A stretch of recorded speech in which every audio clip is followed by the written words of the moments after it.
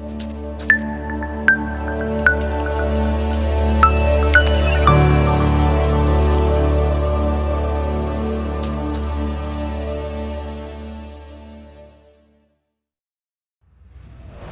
छात्र छात्राओं, इससे पहले वाले वीडियो में मैंने मांग के अन्य प्रकार बताए थे। उसमें व्युत्पन्न मांग, संयुक्त मांग, सामूहिक मांग, व्युत्पन्न मांग, संयुक्त मांग और सामूहिक मांग का भी अध्ययन कराया था। इसके बाद मांग तालिका अथवा मांग सारणी का अध्ययन कराया और मांग सारणी के अध्ययन के साथ मैंने आपको बताया था कि मांग सारणी को मुख्य रूप से दो भागों में बांटा जाता है, एक व्यक्तिगत मांग तालिका और दूसरी सामूहिक मांग तालिका। तो आज सर्वप्रथम व्यक्तिगत मांग तालिका से अपन अध्ययन करते हैं। व्यक्तिगत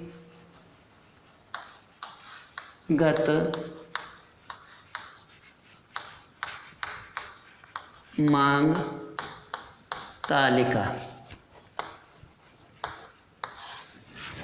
व्यक्तिगत मांग तालिका कहते किसे हैं, सर्वप्रथम इस पर चर्चा करते हैं।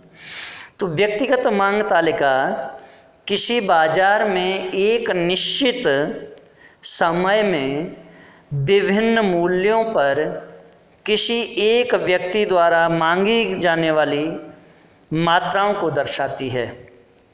इस तालिका का निर्माण भूतकाल की प्रतिक्रियाओं और अनुभवों पर आधारित होता है। हम एक काल्पनिक व्यक्तिगत मांग तालिका तैयार करते हैं। तो देखिए, काल्पनिक व्यक्तिगत मांग तालिका में मूल्य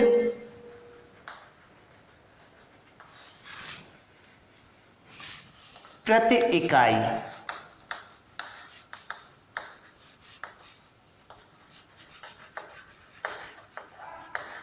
या कीमत अन्य प्रति इकाई, दूसरा एक्स वस्तु की मांगी गई मात्रा की मांगी गई मात्रा। इसमें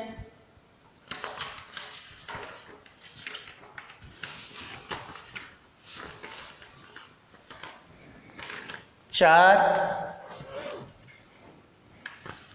5, 6, 7, 8, 9 यानी जो कीमत है वो प्रति इकाई 4 रुपये है।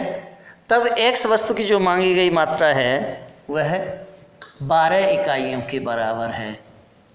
जब 5 रुपये कीमत कर दी जाती है तो उसी वस्तु की मांग 10 इकाइयों के बराबर हो जाती है।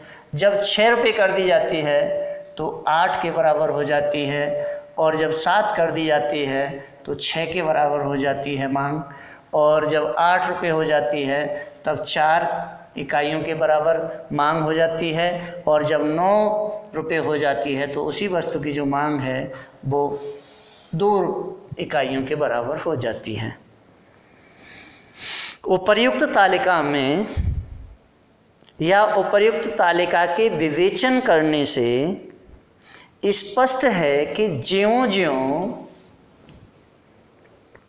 वस्तु की कीमत बढ़ रही है त्यों-त्यों वस्तु की मांग घट रही है या मांग में कमी आ रही है। इसके बाद बाजार मांग सारणी की चर्चा करेंगे अपन। बाजार मांग सारणी किसे कहते हैं? चलिए, बाजार मांग सारणी।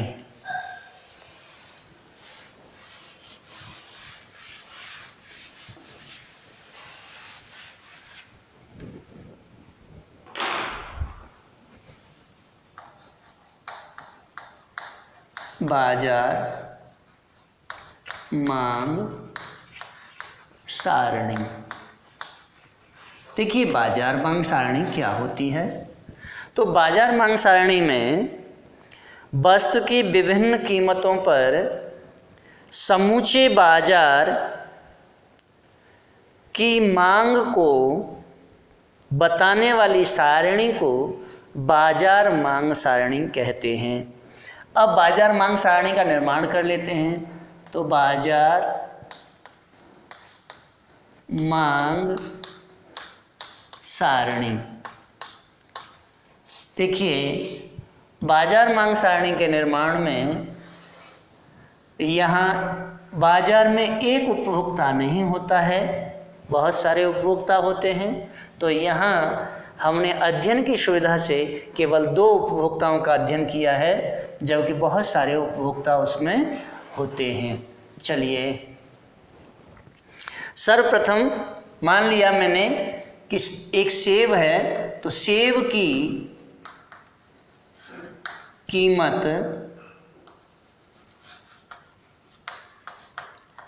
रुपयों में, ओके। इसके बाद एक उपभोक्ता है जिसको मैंने राम नाम दिया है। राम की सेब की मांग, यानी राम द्वारा सेब की मांग जो की जा रही है वो है। नेक्स्ट है श्याम की सेब की मांग, श्याम के द्वारा कितनी सेब की मांग की जा रही है?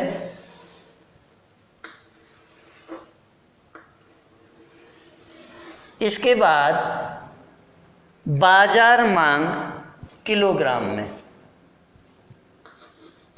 बाजार मांग किलोग्राम में, और ये भी किलोग्राम में है प्लस ये भी किलोग्राम में है। अब देखिए इसका अध्ययन करते हैं। तो जब सेब की कीमत 10 रुपये किलो है, तब राम के द्वारा 4 किलो सेब खरीदे जाते हैं और श्याम के द्वारा 2 किलो सेब खरीदे जाते हैं। हम इन दोनों को 4 + 2 = 6 किलोग्राम बाजार की मांग हो जाती है। नेक्स्ट, सेब की कीमत अगर 8 रुपये कर दी जाए, यानी 8 रुपये किलो कर दी जाए, तो राम के द्वारा जो मांगा जाएगा सेब वो 6 किलोग्राम और श्याम के द्वारा 4 किलोग्राम। अब अगर बाजार मांग बनानी हो तो 6 + 4 = 10, यानी 10 किलोग्राम बाजार की मांग हो गई है। नेक्स्ट, अगर कीमत गिरा दी जाए और 6 रुपये किलो कर दी जाए, यानी 6 रुपये पर केजी कर दी जाए, तो राम के द्वारा जो सेब की मांग की जाएगी वो 10 किलोग्राम के बराबर की जा रही है, और यहीं श्याम के द्वारा 8 किलोग्राम सेब की मांग की जा रही है। अगर हमें बाजार मांग निकालनी हो तो 10 + 8 = 18, यानी 18 किलोग्राम सेब की मांग है। नेक्स्ट, अगर सेब की कीमत 4 रुपये किलो कर दी जाती है, तो राम के द्वारा 13 किलो सेब की मांग की जाती है, वहीं श्याम के द्वारा 12 किलोग्राम सेब की मांग की गई है। अगर हम बाजार मांग निकालेंगे तो ये हो जाएगी 13 + 12 = 25 किलोग्राम। नेक्स्ट, अगर सेब की कीमत और गिरा दी जाए, यानी 2 रुपये किलो कर दी जाए, तो राम के द्वारा जो सेब मांगा जा रहा है वह 18 किलोग्राम है, और वहीं श्याम के द्वारा 16 किलोग्राम सेब मांगा गया, और बाजार मांग में 18 + 16 = 34 किलोग्राम। ये बाजार मांग है। अब देखिए यहाँ हम यह मानकर चलते हैं कि बाजार में राम और श्याम 2 ही उपभोक्ता हैं, जो मैंने आपसे पहले कहा था कि मैंने अध्ययन की सुविधा के लिए यहाँ 2 उपभोक्ताओं को लिया है। चूँकि मार्केट में बहुत सारे उपभोक्ता होते हैं, मैं सभी उपभोक्ताओं का तो अध्ययन नहीं कर सकता। अगर सभी उपभोक्ताओं का अध्ययन करेंगे तो हमें सबको संलग्न करना पड़ेगा और सेम कंडीशन सबका यही होगा। मांग सारणी को जोड़ा जा सकता है, जो मैंने जोड़ के आपको बताया है। अतः बाजार मांग अनुसूची यानी मार्केट डिमांड शेड्यूल व्यक्तिगत मांग अनुसूचियों की सहायता से ही तैयार की जाती है। बाजार मांग अनुसूची को गणितीय रूप में निम्न प्रकार प्रकट किया जा सकता है। तो हम गणितीय रूप में भी देख लेते हैं कि कैसे प्रकट करते हैं। चलिए, गणितीय रूप में QD यहाँ quantity demand is equal to function किसका, P का, यानी P का फंक्शन है डिमांड ऑफ क्वांटिटी, यानी मांग की मात्रा कीमत का फंक्शन है। यदि मांग सारणी के रूप में या मांग सारणी के रूप व प्रारूप के बारे में पूर्ण जानकारी अगर उपलब्ध है या उपलब्ध हो तो मांग के किसी विशेष समीकरण को ज्ञात किया जा सकता है, जो इस समीकरण से आप कर सकते हैं। अब आती है बात मांग वक्र की। तो देखिए, मांग वक्र क्या है। चलिए, मांग वक्र का भी हम अध्ययन करते हैं। मांग वक्र,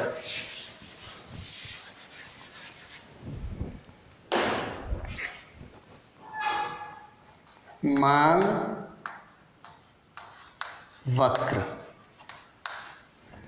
सर्वप्रथम हमें समझना है कि मांग वक्र है क्या चीज। तो देखिए, जब किसी वस्तु की विभिन्न मांग की मात्राओं और उनसे संबंधित कीमतों को रेखा चित्र में प्रदर्शित किया जाता है तो इनसे निर्मित रेखा को मांग वक्र कहा जाता है। मांग सारणी का चित्रीकरण करने पर या चित्रीकरण ही मांग रेखा कहलाती है। मांग वक्र कीमतों और उससे संबंधित मांग की मात्राओं को रेखा चित्र के माध्यम से व्यक्त करती है। चूंकि मांग सारणी दो प्रकार की होती है, इसलिए मांग वक्र भी दो प्रकार के होते हैं। जैसे अभी हमने बाजार मांग और व्यक्तिगत बाजार मांग सारणी और व्यक्तिगत मांग सारणी निकाली थी। सेम मांग वक्र भी दो होते हैं, और पहला होता है व्यक्तिगत मांग वक्र और दूसरा होता है बाजार मांग वक्र। तो देखिए, सर्वप्रथम हम जो अध्ययन करेंगे वो व्यक्तिगत मांग वक्र का अध्ययन करेंगे। तो फर्स्ट व्यक्तिगत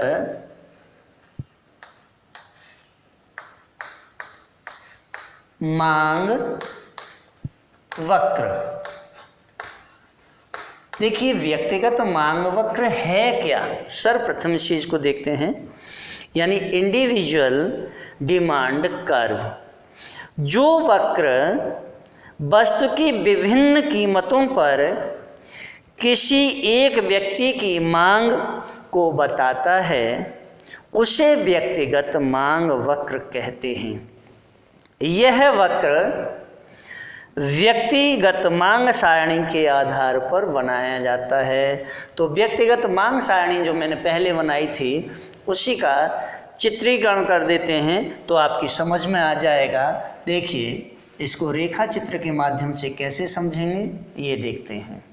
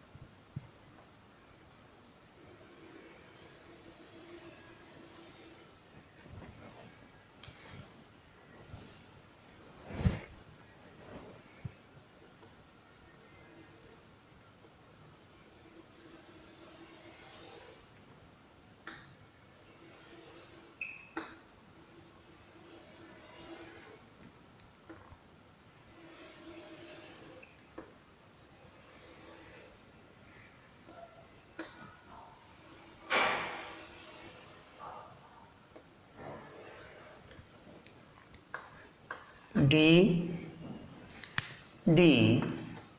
वाई ए 0 यानी ओ एक्स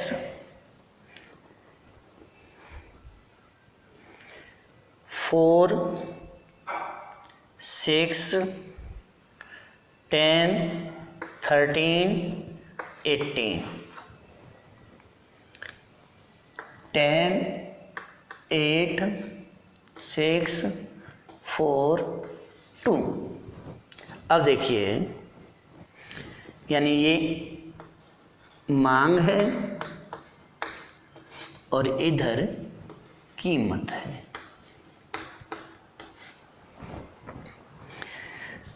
ये मैंने एक व्यक्ति का व्यक्तिगत मांग वक्र तैयार किया है, जो मैंने पहले टेबल बनाई थी उसी से हम इसे निकाल रहे हैं। या आप इसे इस तरह से भी कह सकते हैं कि जो राम का मांग वक्र है उसे हमने इसे रिप्रेजेंट किया है।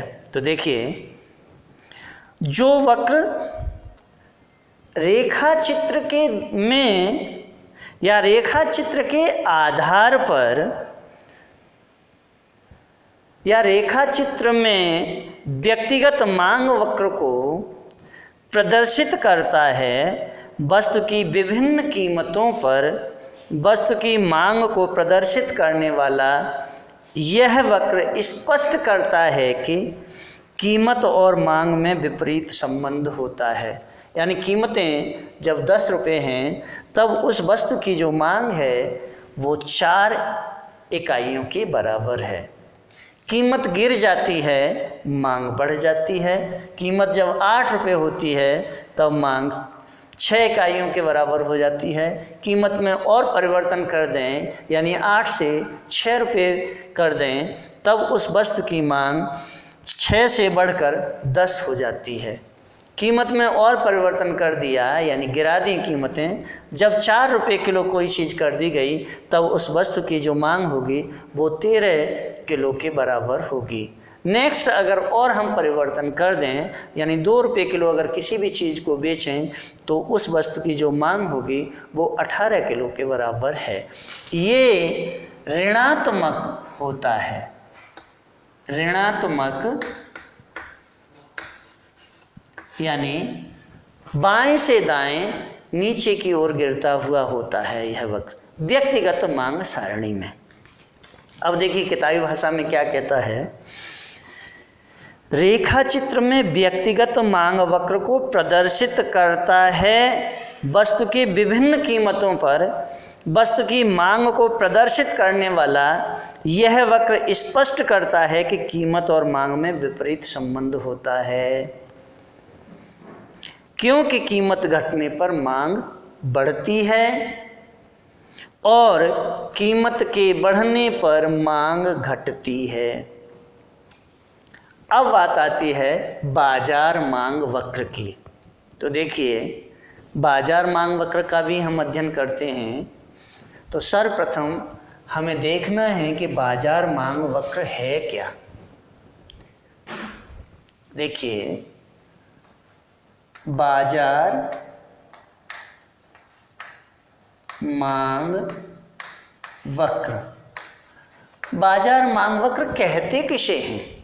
तो देखिए यानी मार्केट डिमांड कर्व, जो वक्र वस्तु की विभिन्न कीमतों पर समूचे बाजार की मांग को बताता है उसे बाजार मांग वक्र कहते हैं। यह वक्र बाजार मांग सारणी के आधार पर बनाया जाता है। बाजार मांग वक्र को प्राप्त करने के लिए व्यक्तिगत उपभोक्ता मांग वक्र को जोड़ने की प्रक्रिया अपनाई जाती है। तो देखिए इसके लिए हमें 3 वक्र तैयार करने हैं और फिर आपको बताना है। तो देखिए थोड़ा सा इसे हटाएंगे और इसे छोटा करेंगे, क्योंकि एक साथ 3 रेखा चित्र बनेंगे इसलिए थोड़ा छोटा करना पड़ेगा तीनों को। और ये देखिए बाजार मांग वक्र के लिए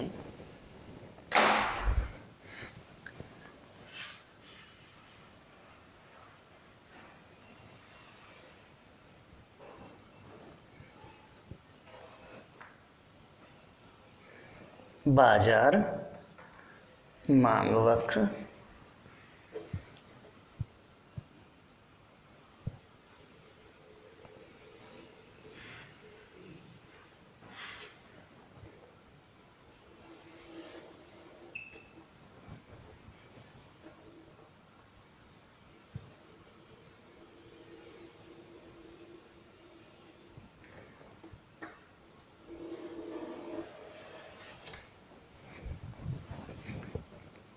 देखिए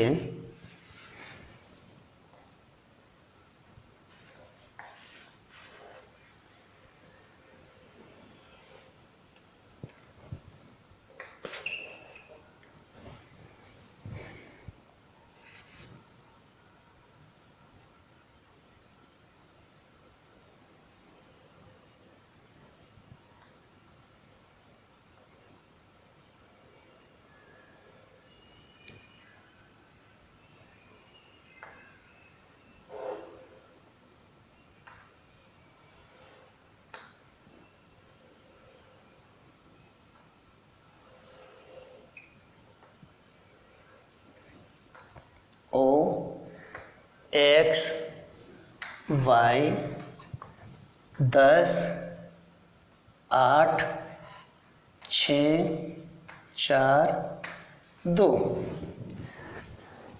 और यहाँ जो मांग है 4 6 10 13 18। नेक्स्ट इसे हम DD यानी डिमांड कर्व। नेक्स्ट में देखें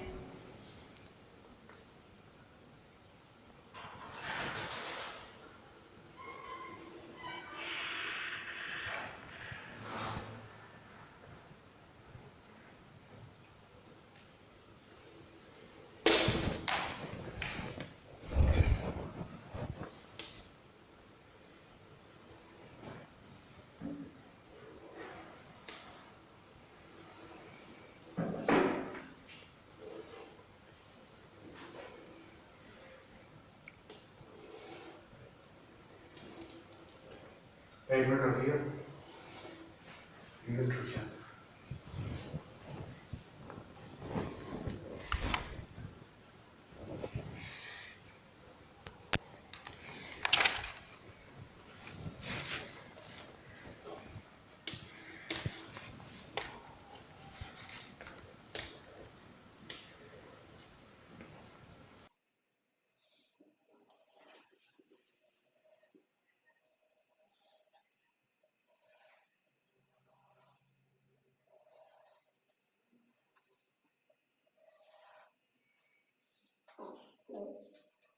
Y 10 8 6 4 2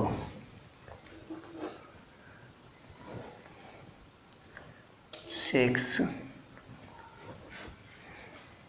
10 10 18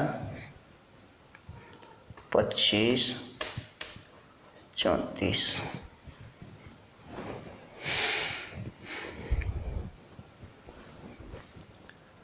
मांग वक्र ए, यहाँ कीमतें हैं। मांग वक्र बी, मांग वक्र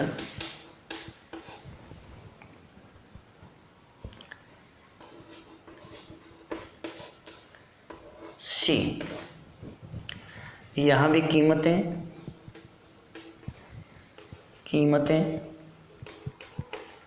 देखिए ये जो मैंने तीनों ही चित्र बनाए हैं इसमें पहला जो रेखा चित्र है वह राम का मांग वक्र है। राम का मांग वक्र। दूसरा श्याम का मांग वक्र, श्याम का मांग वक्र। और तीसरा है बाजार मांग वक्र। बाजार मांग वक्र। अब देखिए तीनों को समझना है। तो देखिए यहाँ चूंकि जो मैंने बाजार मांग वक्र मांग सारणी तैयार की थी उसमें राम के द्वारा 10 रुपये की कीमत पर सेब की जो मांग की जा रही थी वो 4 किलो की जा रही थी। कीमतों में जब परिवर्तन हुआ तब 8 रुपये किलो पर जब कीमत आई तो उसी राम ने 6 किलो सेब को खरीदा और कीमत में परिवर्तन हुआ यानी कीमतें नीचे गिरी तो जब 6 रुपये किलो हुई तब राम ने 10 किलो सेब को खरीदा था। 4 रुपये पर हुई तब 13 किलो सेब को खरीदा। 2 रुपये हुई तब 18 किलो सेब खरीदा था। वहीं श्याम ने 10 रुपये की कीमत पर 2 किलो सेब खरीदे थे, 8 रुपये की कीमत पर 4 किलो सेब खरीदे थे, 6 रुपये की कीमत पर 8 किलो और 4 रुपये की कीमत पर 12 किलो और 2 रुपये की कीमत पर 16 किलो। अब मैंने इन दोनों को ही प्लस कर दिया है।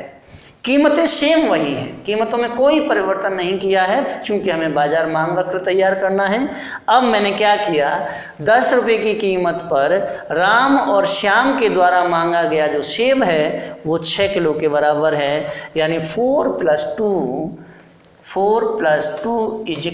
6 जो ये आ गया। फिर इसके बाद में कीमतों में परिवर्तन हुआ तो राम के द्वारा 6 किलो सेब मांगा गया था और श्याम के द्वारा 4 किलो सेब मांगा गया था तो 10 किलो सेब ये आ गया था। नेक्स्ट, अगर कीमत में फिर परिवर्तन हुआ 8 रुपये 6 रुपये 6 किलो, अगर कीमतों में परिवर्तन किया और 6 रुपये की तब राम के द्वारा 10 किलो सेब मांगा गया था और श्याम के द्वारा 8 किलो सेब मांगा गया था जो कि 18 किलो होता है, वो यह है। कीमत में फिर परिवर्तन किया, 4 रुपये किलो की जैसे ही कीमत है वैसे ही दोनों का देखते हैं तो किसने कितना मांगा था। जब 4 किलो पर राम के द्वारा मांगा गया सेब है 13 किलो और श्याम के द्वारा 12 किलो और =25 यानी 25 किलो सेब मांगा गया है जो ये रहा। फिर 2 रुपये की कीमत पर राम के द्वारा 18 किलो सेब मांगा गया और श्याम के द्वारा 16 किलो सेब मांगा गया जो कि 34 किलो होता है और वही मैंने 34 किलो सेब यहाँ दिखाया है। अब देखिए किताबी भाषा में इनको क्या कैसे बताया गया है। तो चलिए किताबी भाषा भी देख लेते हैं। मांग वक्र यानी मार्केट डिमांड कर्व जो वक्र वस्तु की विभिन्न कीमतों पर समूचे बाजार की मांग को बताता है उसे बाजार मांग वक्र कहते हैं। यह वक्र बाजार मांग सारणी के आधार पर बनाया जाता है। तो मैंने आपके सामने बनाया है। बाजार मांग वक्र को प्राप्त करने के लिए व्यक्तिगत उपभोक्ता मांग वक्र को जोड़ने की प्रक्रिया अपनाई जाती है जो मैंने आपके समक्ष जोड़ के दिखाया है। अब देखिए रेखा चित्र द्वारा निरूपण कैसे किया जाता है। तो रेखा चित्र में राम 10 रुपये की कीमत पर 4 किलो सेब को खरीद रहा है, मांग करता है और श्याम उसी कीमत पर 2 किलो सेब की मांग करता है। इस प्रकार 10 रुपये की कीमत पर मांग मात्रा 4-2 = 6 है। इस प्रकार विभिन्न कीमतों पर राम और श्याम की मांग को जोड़कर बाजार मांग वक्र खींचा गया है। इस प्रकार D1 और D1, D2 और D2 और DD मांग वक्र को यानी D1, D2, D2 मांग वक्रों को आड़ा जोड़कर यानी इन दोनों को जोड़कर DD मांग वक्र रेखा प्राप्त किया गया है जो बाजार मांग वक्र है। अब देखिए आगे जो टॉपिक है वो बिल्कुल हटकर है। बाजार मांग वक्र भी मैंने आपको बता दिया, व्यक्तिगत मांग वक्र भी बता दिया, सामूहिक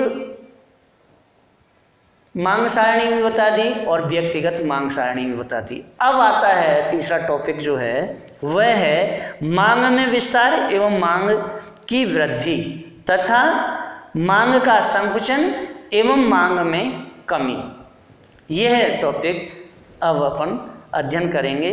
तो देखिए इसका भी अध्ययन करते हैं।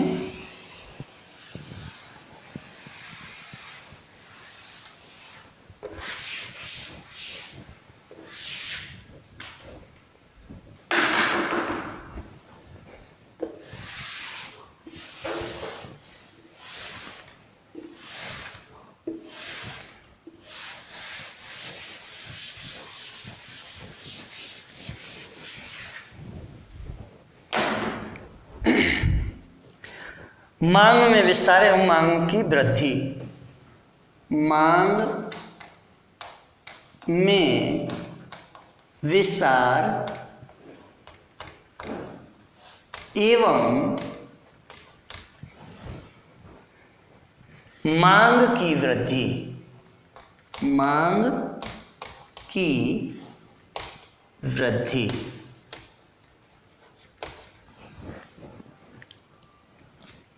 तथा मांग का संकुचन तथा मांग का संकुचन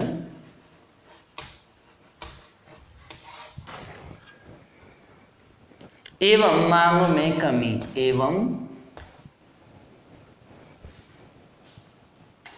मांग में कमी।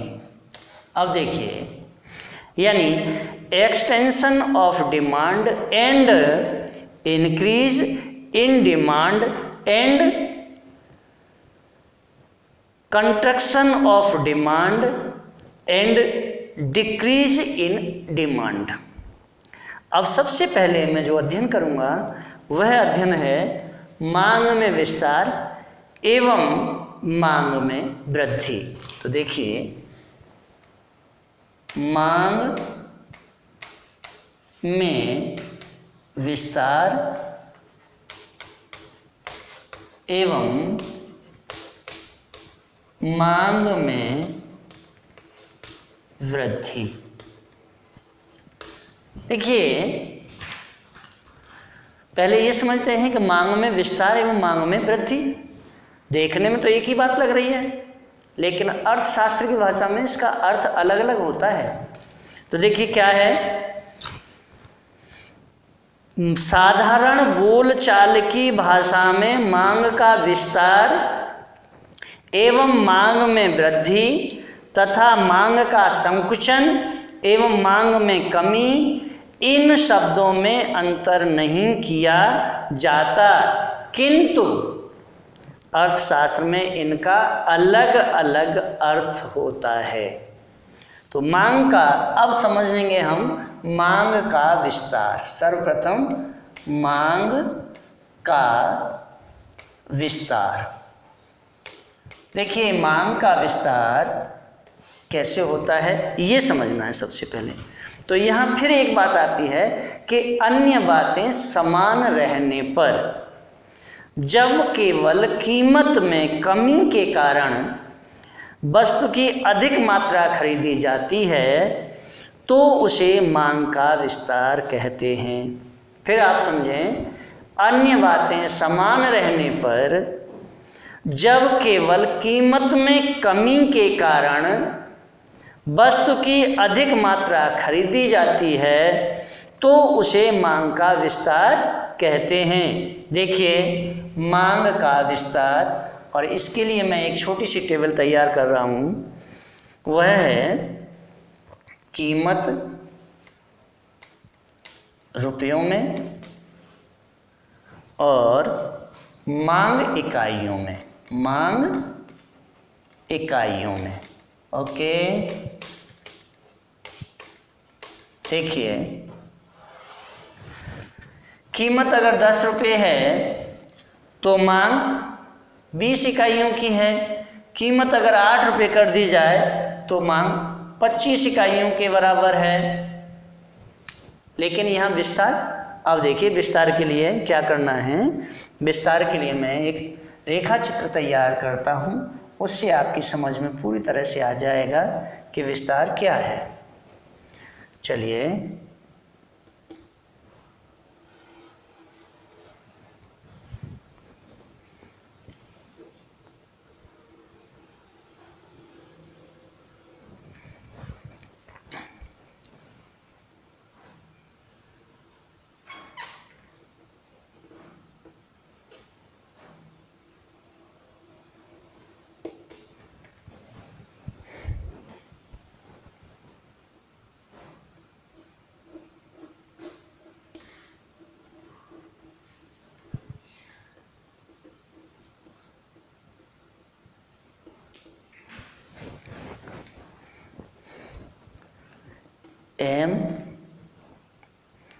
M1 X O Y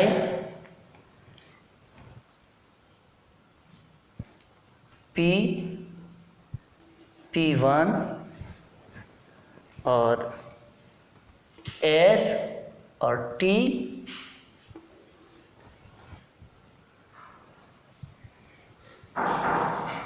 D और D जो डिमांड कर्व है और ये मांग में विस्तार, मांग में विस्तार।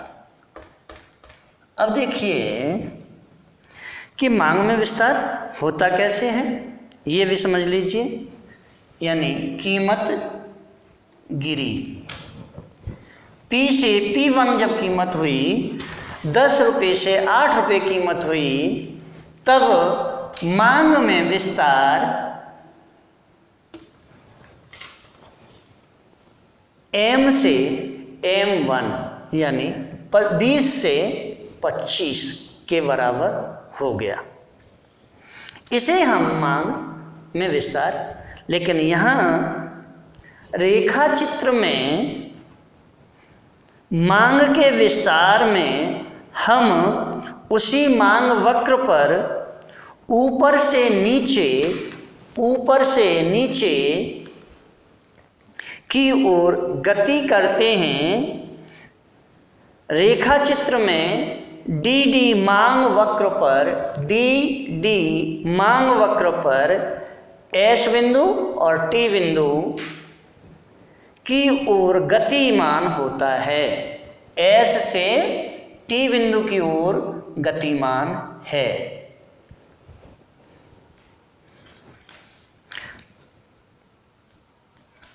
S बिंदु से T बिंदु की ओर गतिमान होना या होता है की ओर गति करता है या गति करते हैं।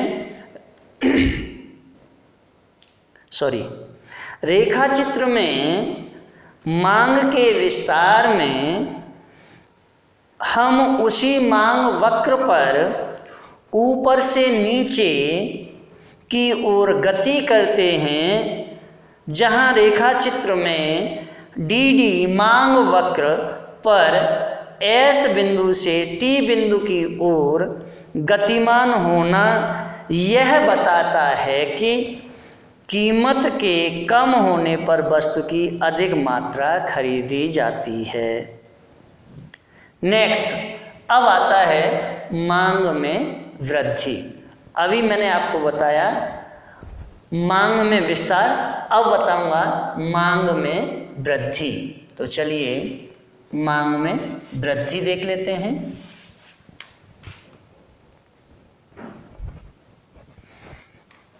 मांग में वृद्धि।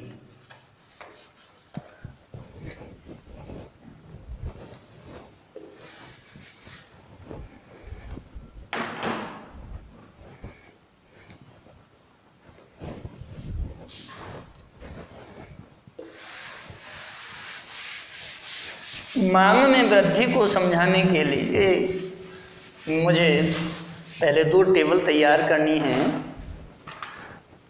मांग में वृद्धि के लिए। तो सबसे पहले हम समझें कि मांग में वृद्धि है क्या। देखिए, जब कीमत के अतिरिक्त किन्हीं अन्य कारणों से, जब कीमतों के अतिरिक्त किन्हीं अन्य कारणों से उसी कीमत पर वस्तु की अधिक मात्रा अथवा ऊंची कीमत पर वस्तु की उतनी ही मात्रा खरीदी जाती है तो उसे मांग वक्र कहते हैं।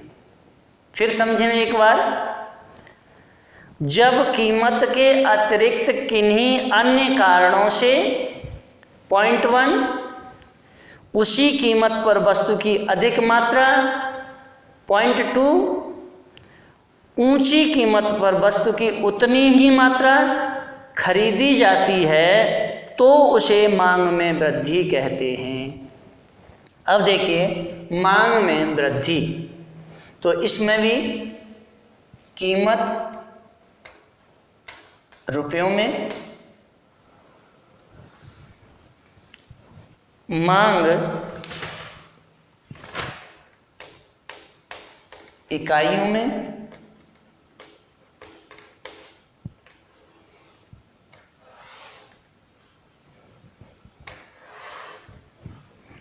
मान लीजिए 10 रुपये कीमत है तो किसी भी वस्तु की जो मांग है वो 20 इकाइयों की बराबर है। कीमत 10 रुपये ही रहती है, कीमत में कोई परिवर्तन नहीं किया, लेकिन मांग में परिवर्तन हो जाता है और मांग 25 इकाइयों के बराबर हो जाती है, पहली स्थिति। दूसरा, चलिए दूसरी टेबल भी तैयार कर देते हैं, अथवा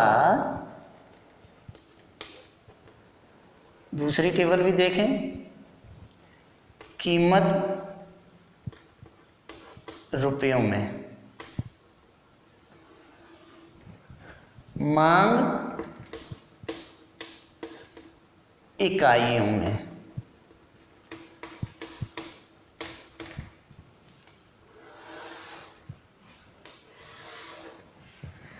कीमत 10 रुपये है, मांग 20 इकाइयों के बराबर है। कीमत बढ़ा दी, 15 रुपये कर दी, तो भी मांग 20 इकाइयों के बराबर रही। ये दूसरा पॉइंट है। अब देखिए, इसको समझने के लिए उदाहरण से, सारणी में कीमत 10 रुपये ही रहने पर भी मांग 20 रुपये से बढ़कर 25 हो गई है पहले वाले में, सेम। और दूसरी सारणी में 10 रुपये कीमत थी तब भी मांग 20 रुपये 20 इकाइयों के बराबर थी, और 15 रुपये कर दी गई तब भी 20 इकाइयों के बराबर ही मांग रही। तो अब इस चीज़ को, मांग में वृद्धि को देखिए रेखा चित्रों से समझते हैं। तो देखिए फर्स्ट वाले का रेखा चित्र,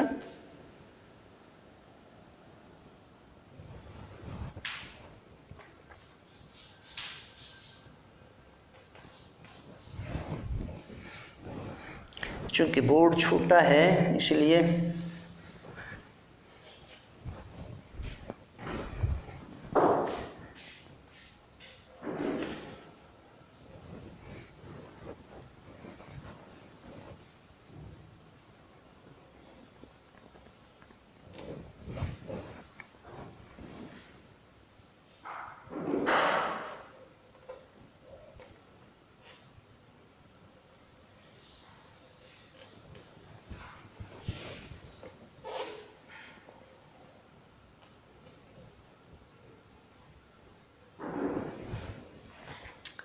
कीमत वही है, कीमत में कोई परिवर्तन नहीं किया गया है।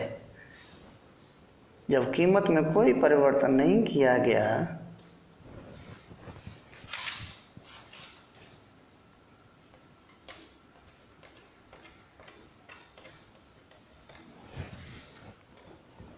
तब देखिए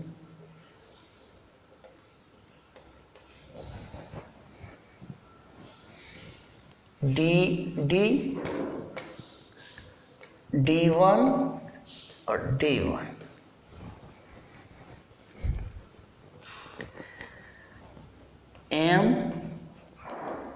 M1, ये X O Y P price यानी कीमत। और यहाँ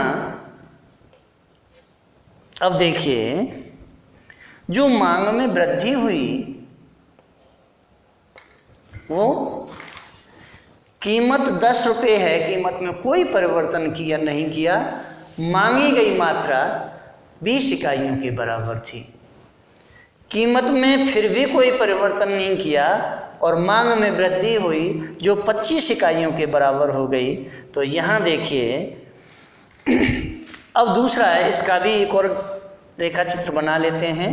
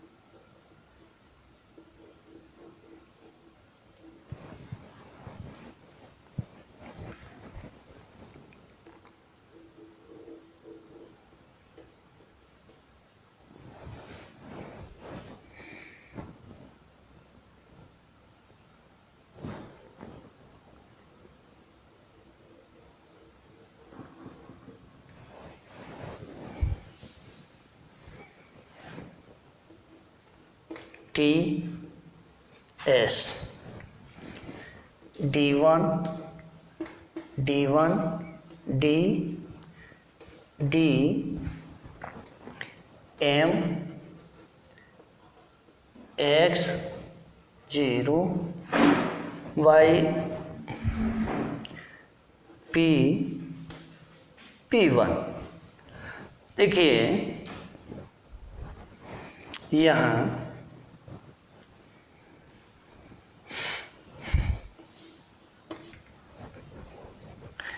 मांग में वृद्धि, मांग में वृद्धि उसी कीमत पर अधिक मांग, उसी कीमत पर अधिक मांग, यानी कीमत में कोई परिवर्तन नहीं किया है। ये कीमत है और ये मांग है, ये भी कीमत है और ये भी मांग है। मांग में वृद्धि, मांग में वृद्धि अधिक कीमत पर, अधिक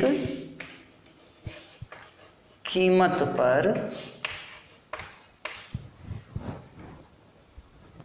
उतनी मांग।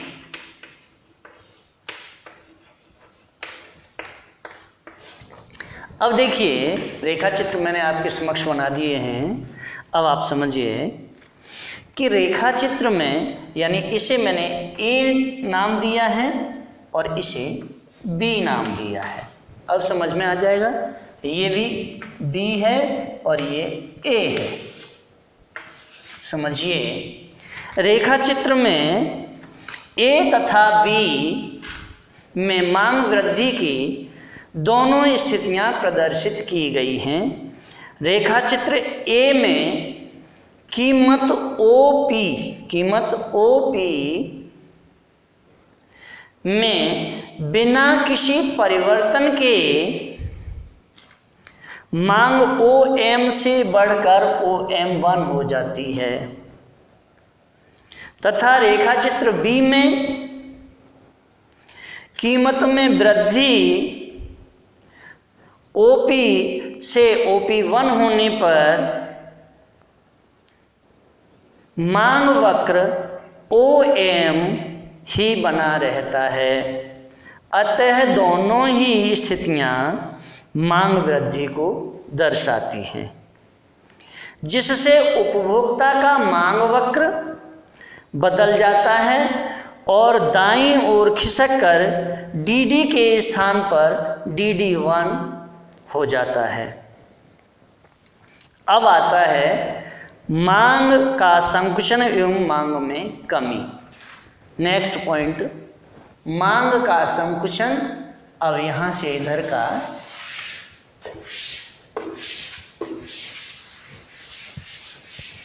मांग का संकुचन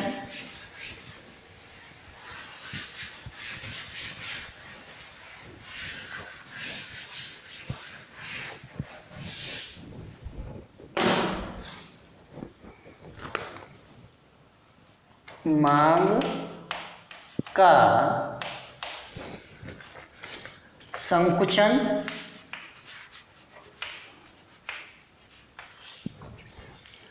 एवं मांग में कमी, एवं मांग में कमी। देखिए, सबसे पहले मांग का संकुचन समझते हैं। मांग का संकुचन। मांग का संकुचन होता क्या है? चलिए, अन्य बातें समान रहने पर जब केवल कीमत में वृद्धि के कारण वस्तु की कम मात्रा खरीदी जाती है तो उसे मांग का संकुचन कहते हैं। मांग विस्तार की भांति मांग संकुचन में भी उपभोक्ता का मांग वक्र नहीं बदलता है। मांग के संकुचन को हम सारणी के द्वारा ही फिर समझते हैं। तो देखिए, समझें मांग का संकुचन क्या है। चलिए एक सारणी बना लेते हैं। मांग का संकुचन, कीमत रुपयों में, मांग इकाइयों में,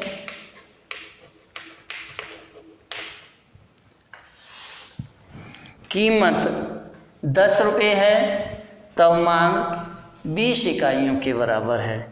कीमत 13 रुपये हो जाती है, मांग 14 इकाइयों के बराबर हो जाती है। इसे भी समझ लें, मांग का संकुचन। चलिए इसके लिए रेखा चित्र बना लेते हैं।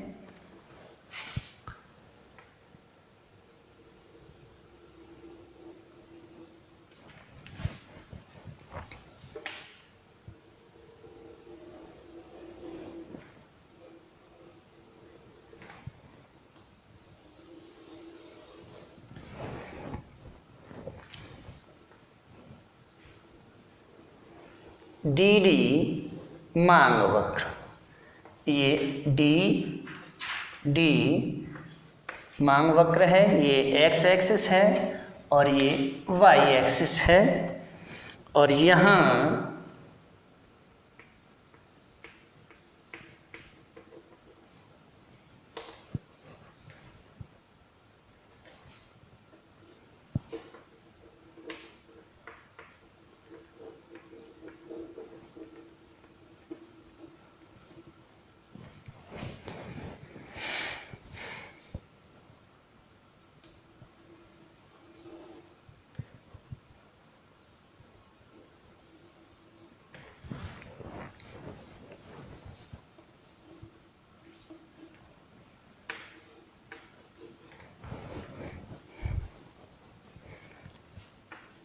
ST मांग का संकुचन, कीमत पहले P फिर P1 और मांग M1। तो ये मांग ये कीमत समझिए रेखा चित्र से। चलिए, ये मैंने रेखा चित्र बनाया है सेम इसी का। देखिए, रेखा चित्र से स्पष्ट है कि इसे चाहें तो आप यहाँ लिख सकते हैं मांग में संकुचन, मांग में संकुचन।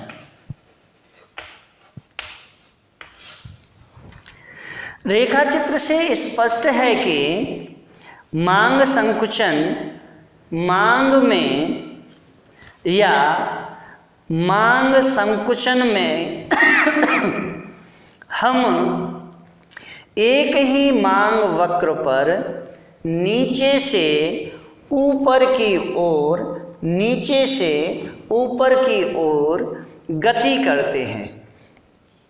रेखा चित्र में आरंभिक कीमत 10 रुपये है, तब उसकी मांग 20 इकाइयों के बराबर थी, यानी ओपी है तब मांग ओएम है। कीमत ओपी से बढ़कर OP1 हो जाती है, तब मांग OM से घटकर OM1 हो जाती है। एक ही मांग वक्र के बिंदु S से T पर गमन मांग के संकुचन को बताता है। नेक्स्ट, मांग में कमी। अब मांग में कमी,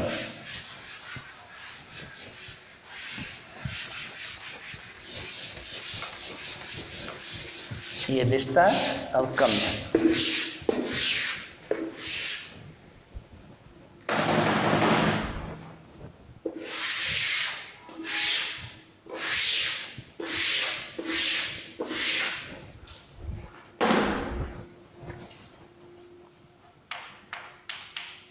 मांग में कमी। देखिए, जब कीमत के अतिरिक्त किन्हीं अन्य कारणों से उसी कीमत पर वस्तु की मांग या वस्तु की कम मात्रा अथवा नीची कीमत पर वस्तु की उतनी ही मात्रा खरीदी जाती है तो उसे मांग में कमी कहते हैं। मांग की कमी में मांग वक्र बाईं ओर खिसक जाता है। मांग वक्र बाईं ओर खिसक जाता है। तो चलिए, मांग में कमी,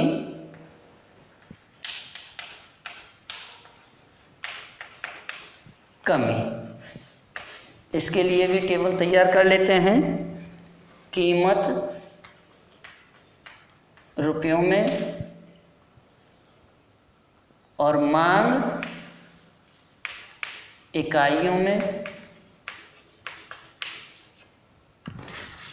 कीमत 10 रुपये है, मांग 20 इकाइयों के बराबर है। कीमत फिर भी 10 है, मांग 14 इकाइयों के बराबर है। अथवा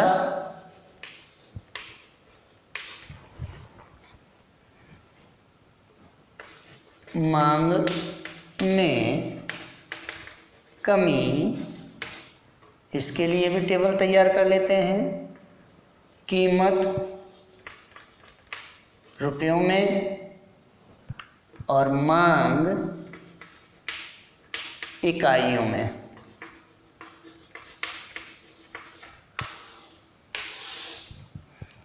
कीमत 10 रुपये है, मांग 20 इकाइयों के बराबर है। कीमत 7 रुपये है, मांग फिर भी 20 इकाइयों के बराबर है।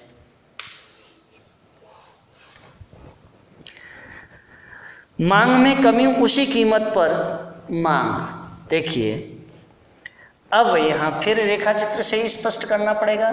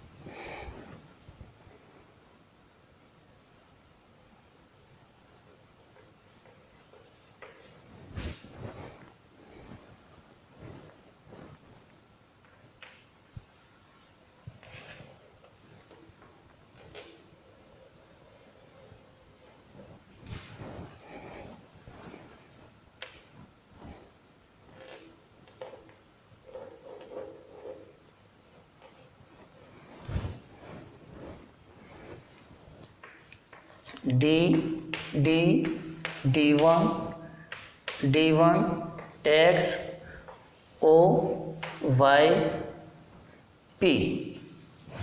कीमत में कोई परिवर्तन नहीं है। ये कीमत, ये मांग में परिवर्तन हुआ लेकिन कीमत में कोई परिवर्तन नहीं हुआ। ये M के बराबर, ये M1 के बराबर। अब देखिए नेक्स्ट, इसे मांग वक्र A बोलेंगे। अब B का तैयार करता हूँ।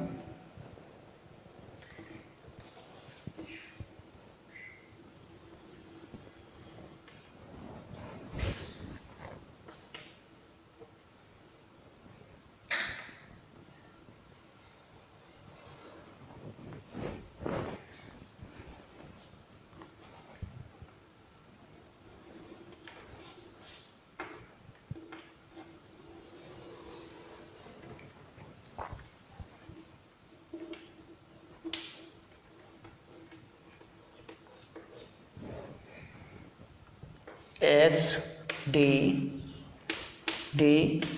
D1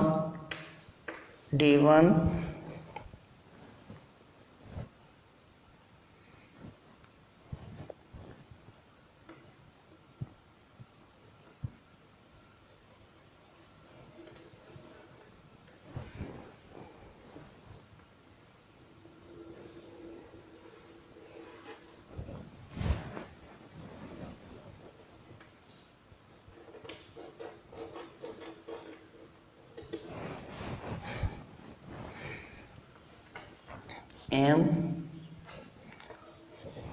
by P1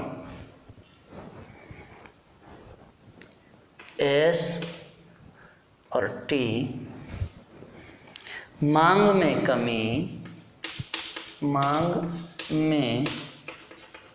कमी कम कीमत पर उतनी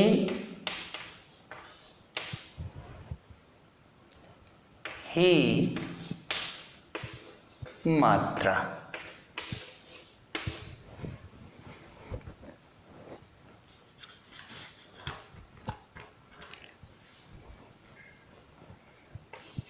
मांग में कमी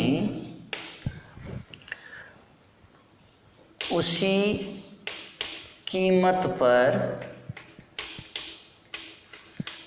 कम मात्रा। ये कीमत मांग बी। अब समझ लीजिए, रेखाचित्रों से स्पष्ट है कि मांग में कमी से हम दाईं ओर के मांग वक्र से बाईं ओर के मांग वक्र या बाईं ओर के नए मांग वक्र पर गति करते हैं। रेखाचित्र ए और बी से स्पष्ट है कि मांग में कमी की दोनों स्थितियां प्रदर्शित की गई हैं, जिसमें रेखाचित्र ए में कीमत ओपी में बिना किसी परिवर्तन के मांग OM से घटकर OM1 रह जाती है, तथा रेखाचित्र बी में कीमत OP से घटकर OP1 हो जाती है, या OP1 हो जाने के बावजूद भी मांग OM में कोई परिवर्तन नहीं होता है। मांग अपरिवर्तित ही रहती है। दोनों ही स्थितियां मांग में कमी को दर्शाती हैं, जिसमें उपभोक्ता का मांग वक्र बदल जाता है और बाईं ओर खिसक कर डी के स्थान पर डी1 हो जाता है, डी के स्थान पर डी1 हो जाता है। अब देखिए मांग में विस्तार तथा वृद्धि में अंतर और देख लीजिए।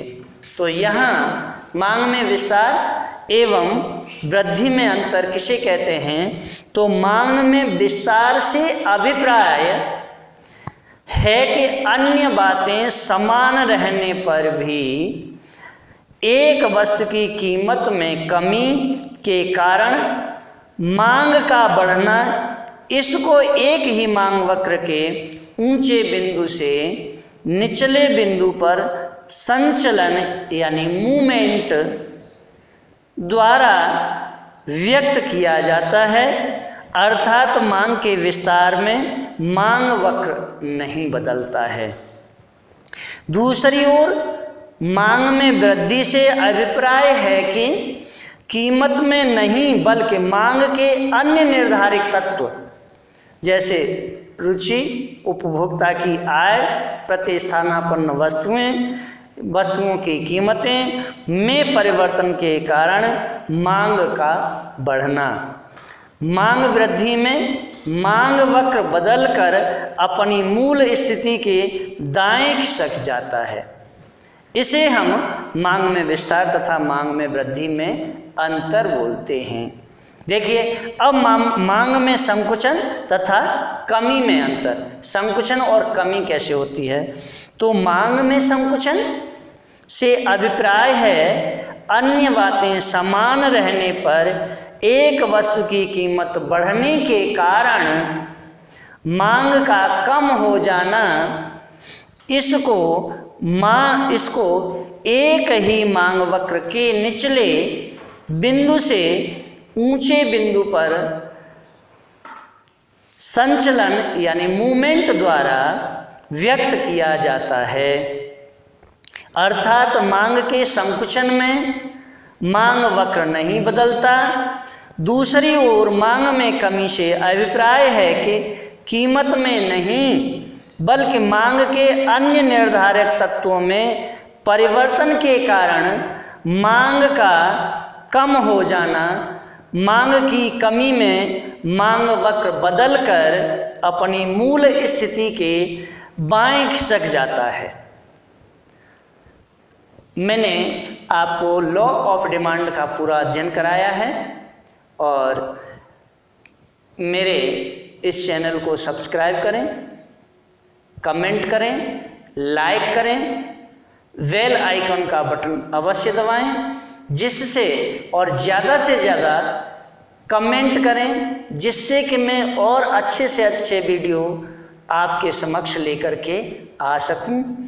और मेरे जो नोट्स हैं ये मेरे डिस्क्रिप्शन में पड़े हैं, आप इन नोट्स को निकाल करके लिंक के माध्यम से लोड करके इन्हें पढ़ें। फिर भी अगर समझ में ना आए तो मुझे कमेंट अवश्य ही करें। थैंक्स।